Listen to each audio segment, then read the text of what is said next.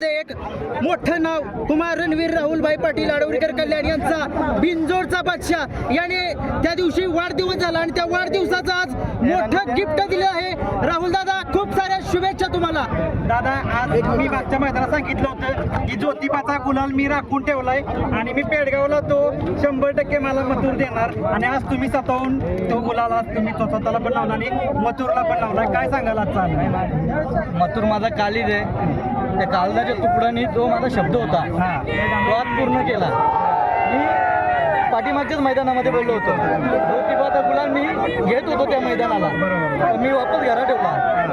तो गुलाल ज्योतिबाला मी प्रार्थना केली होती. मथुरच्या बड्डेच्या दिवशी जे मी ज्योतिबाला कपडे घेतले होते ते मथुरच्या बड्डेला देवळात चढवले गेले आणि ज्योतिबाचा जो गुलाल आणला होता तो गुलाल मी राखून ठेवला होता घरी. तो गुलाल मला माहिती आहे या पेडगावला हॅट्रिक करणार, हॅट्रिकचा गुलाल माझ्या कपाळाला लागणार.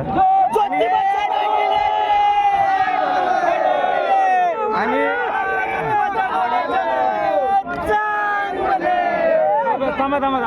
माझ्या मथुरने जो मीने दिलेला शब्द आहे तो मी नाही पूर्ण केला, तो त्यांनी पूर्ण केला.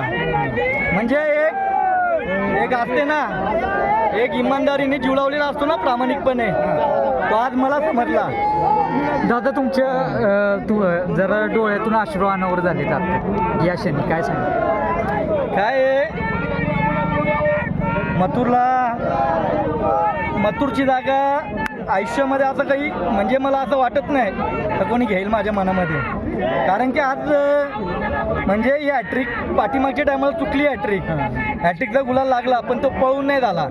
पण आज या पेडगावच्या मैदानात हा पिढ्यानपिढी चालणारा मैदान आहे, हा वाढ वडिलांपासून चालणारा मैदान आहे. ह्या मैदानामध्ये इथं अखंड देशभरातील पूर्ण शेतकरी वर्ग असेल, गाडा मालक, चालक, प्रेक्षक सगळे इथे उपस्थितीत ठेवतात आणि त्या उपस्थितीमध्ये या मथुरने अखंड देशभरात, महाराष्ट्रभरात मला जी प्रसिद्धी दिली, तो कपळा गुलाल दिला, कधीच आयुष्यात विसरू शकत नाही. आज एक गोष्टीचं कमी भासतं. या मैदानामध्ये बघा आमचे निंबाळकर सर होते, माझ्या भावासारखे मित्र होते. आज त्यांचे हे साथीदार होते, कंटिन्यू सोबत असायचे. पण आज बी सगळे मित्रपरिवार आमच्या सोबत आहे. म्हणजे आनंदाची गोष्ट एकच आहे, तो दिलेला प्रामाणिकपणे प्रेम तो कधी मिटत नसतो. दादा, तुम्ही इथे आल्या प्रेक्षकांचं एवढं प्रेम प्रत्येक वेळेस मिळत असते, पण पहिल्यांदा आल्या तुम्ही अभिवादन केलं प्रेक्षकांना, काय सांगाल त्यांच्या प्रेमाविषयी? त्यांच्या आशीर्वादामुळे, त्यांच्या प्रेमापोटीच मथुर पळतोय. दादा, मथुरचे फॅन्स आलेत आणि सेमीला जेव्हा कालवा झाला त्यावेळी मथुर लागला, कारण मथुरसाठी प्रेक्षकांचा वेगळाच एक फील असतो. काय सांगाल त्या फील बद्दल? कारण तुम्ही पण तो अनुभवला फील की प्रेक्षक किती ओरडत होते ज्यावेळी मथुर पळत होता, त्यावेळी तुम्हाला काय वाटत होतं? मला त्याच्यावर जाम विश्वास आहे. त्याच्यावर जो विश्वास आहे तो विश्वास त्यांनी घात नाही केला.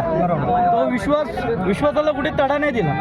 तो माझा स्वप्न होता, विश्वास होता, तो पूर्ण केला त्यांनी. दादा, मोठं मैदान असले की मथुर कधीच नाराज करत नाही, काय सांगाल? आज त्याच्या वयाचे कोणते नंदी इथं दिसत नाही. आज ज्या गतीने पळतोय, ज्या स्पीडने पळतोय, तो खुंची आहे माझ्यासारखा रागीट येतो आणि तो काही करू शकतो. तो एक माझ्यासाठी महादेव आहे. दादा, कोरेगावचं पण हॅट्रिक, आता पेडगावची हॅट्रिक म्हणजे ही जोक नाही दादा, कारण की हा नंदी असं होणेच नाहीये, महाराष्ट्रात नाही भारतात होणे नाहीये. काय सांगाल? हे रेकॉर्ड आहेत ना, हे रेकॉर्ड न मोडण्यासारखे आहेत. दादा, कुठं वारंवार मी बोलत असतो, या 3 वर्षाआधी मथुर जर पळत असता घाटावरती, मथुरचे जे रेकॉर्ड असते ते रेकॉर्ड ब्रेक रेकॉर्ड असते.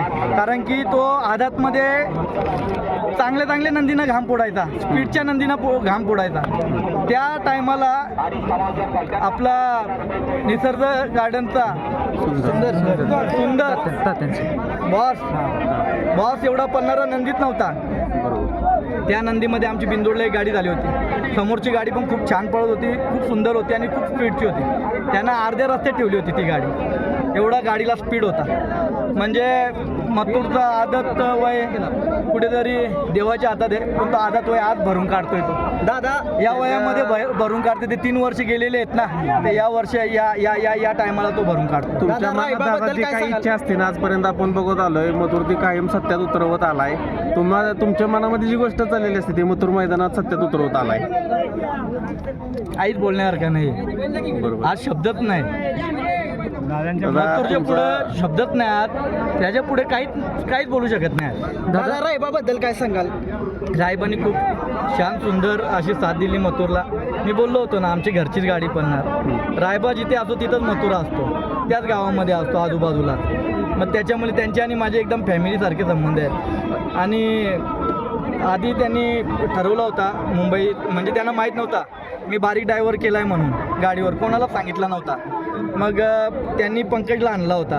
पंकजकडून क्षमा मागतो का त्या लोकांनी, म्हणजे माझं बोलणं नाही झालं, माझं मी डिसिजन माझ्या एकट्याने घेतलं, मी कोणाला सांगितलं नाही. मला माहीत आहे बारीक इथे गेल्या वर्षी पण फायनल मारली होती बारीकनी ना, याही वर्षी बारीक मला फायनलला ठेवेल ही मला बारीककडनं अपेक्षा होती ना, ती अपेक्षा बारीकनी पूर्ण केली. म्हणजे जाकी पण जेवढे आहेत ते विश्वासाला तडा नाही जाऊन देत. ते विश्वास, ते जे जाकी आहेत नामांकित, त्यांच्यावर भरोसा ठेवला, तो भरोसा ते पूर्ण करून काढतात. मग त्याचा सुद्धा मी मनापासून आभार व्यक्त करतो. आयुष्यभर ऋणी राहील. जेवढं राहिलाय, काय सिद्ध करायचं राहिलाय. बरोबर. हा, याच्या आधी ट्रोल करणाऱ्यांना आज कळत असेल, अरे यार त्या देवासोबत आपण खेळ खेळलो. दादा, काही लोकांना वाटलं की मथुर हा थोडंसं वय झालंय, पळू शकत नाही, परंतु त्याने दाखवलंय की मोठ्या मैदानामध्ये तो काय करू शकतो. आम्ही मोठ्याच मैदानात पळवतो, ओपनमध्येच पळवतो. कधी असा म्हणजे छोट्या गटात, लो गटात, जिथे कोणते टॉपचे नंदी नसतील तिथे कधीच पळवलं नाही आम्ही, कधी नाही पळालो. आत्तापर्यंतचा इतिहास आहे. एक मैदानात आदात पळव उर्मिलाताईची इच्छा होती, एक बहिणीसारखी आहे, बैलगाडा क्षेत्रात नवीन आली होती, तिने एवढा 52 लाखाला नंदी घेतला. त्याला तिचा एक इच्छा पूर्ण करू, त्या ताईची इच्छा त्या आदातमध्ये पूर्ण गेली. पण तिथे मला एक गोष्ट वाईट वाटली का तिथे मी पळायचं नाही ठरवलं, आदात नाही तर नाही पळालं. तिथं पण 1 नंबर केलेला त्या जोडीने. हा 1 नंबर केला होता. वहिनींचा कॉल झाला का नाही विजयानंतर? हा, झाला. काय म्हणाले? काय सगळे खुश होतात, मी खुश आहे. दादा, समीर भैयाबद्दल काय सांगाल? भैया आता हे सगळे शुभम, गौरव, भैया, टक्के नाना, आदू, आमचे मुंबईचे अक्षय भाऊ झाला, बंड्या झाला, सरपंच झाला आमचा, समीर भाऊ, सरकार, टिमू भाऊ आमचा, सगळी टीम आमची. सगळेच बिचारे माझे, त्यांचं क्षेत्र पण नाही हा, ते बिचारे माझ्या नांदामुळे ते माझ्यासोबत येतात. त्यांचा काही संबंध नाही या क्षेत्राशी, पण माझ्यावरती असणारा प्रेम, या प्रेमामध्ये ते त्यांचं इथे धूळमाती खात असतात माझ्यासोबत. मला गर्वाची गोष्ट आहे का हे सगळे मला जीव लावतात, प्रेम देतात. दादा, लहानपणी स्वप्न पाहिलेलं का की मोठा बैलगाडा मालक होईन आणि मथुरसारखा एक अप्रतिम पळणारा नंदी आपल्याला मी लाभेल? तर बघितला होता. हां, ज्या दिवशी काकांचे बैल घ्यायचो तेव्हा फील नव्हतो, म्हणजे कधी कधी असं नंदीला पकडल्यानंतर पण हाडाड छडछड व्हायची. मग तेव्हा लहानपणी ठरवलं होतं किंवा जेव्हा मोठा होईल तेव्हा स्वतःची नंदी घेईल आणि स्वतःचा नाद पूर्ण करेल. माझ्या मथुरने माझा नाद पूर्ण केला आज. दादा, सर्जा मैदानामध्ये दिसला नाही, काय सांगाल? सर्जा वगैरे दिसणार, सर्जाचे पाय थोडासा प्रॉब्लेम झाला आहे, सगळ्या नंदी दिसणार.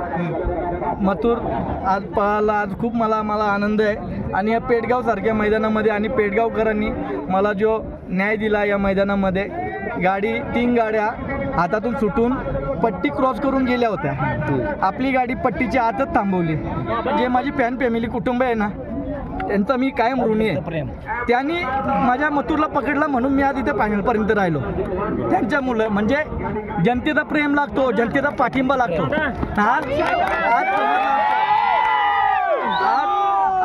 आज समजला असेल, ह्यो जो दिलेला प्रेम आहे ह्यो कुठे कामं येऊ शकतो. आज मोरे सरकारने सुद्धा मला इथे न्याय दिला. आज त्यांनी सांगितला जो रितसर पळून जितलाय त्याला निर्णय द्यायचा. दादा, मला तो निर्णय इथे भेटला मोरेदादांकडनं आणि मी आभारी आहे मोरेदादाचा. येणाऱ्या काळामध्ये कधीतरी जेवढे हिंद केसरीचे मथुरनी किताब मिळवलेत ना, त्यांचा एक मैदान मी बिना शुल्क ठेवेल आणि तिथे समालोचक आणि सगळं मोरे दादांच्या हाती असेल. दादा, सर्व फॅनची इच्छा आहे, सर्व मथुर प्रेमींची इच्छा आहे, आमची इच्छा आहे मथुरच्या नावाने एखादं मैदान व्हावं. केव्हा होईल? होईल मोठं. हां, एक मैदान होईल. बघू, मथुर जोपर्यंत पलतो तोपर्यंत, मग पुढे एक मैदान करायचं नाही इथून लांब. दादा, शेवटचा प्रश्न विचारतो की मथुरचा त्या दिवशी वाढदिवस झाला आणि त्या वाढदिवसाला त्यांना आज पेडगावचं हिंद केसरीचा गुलाल दिलाय, काय सांगाल?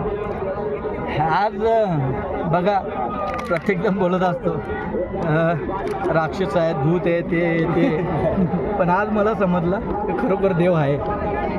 मला वारंवार तर कोण ना कोण बोलत असेल तुझा देव कुठे, देव कुठे, एवढा देव करत राहतो, पण त्यांना आज समजलं असेल का देव खरोखर देवाचा आशीर्वाद आहे याच्या पाठीमागे. म्हणून आज ज्योतिबाचा गुलाल एका शब्दात पैरा झालाय दादा.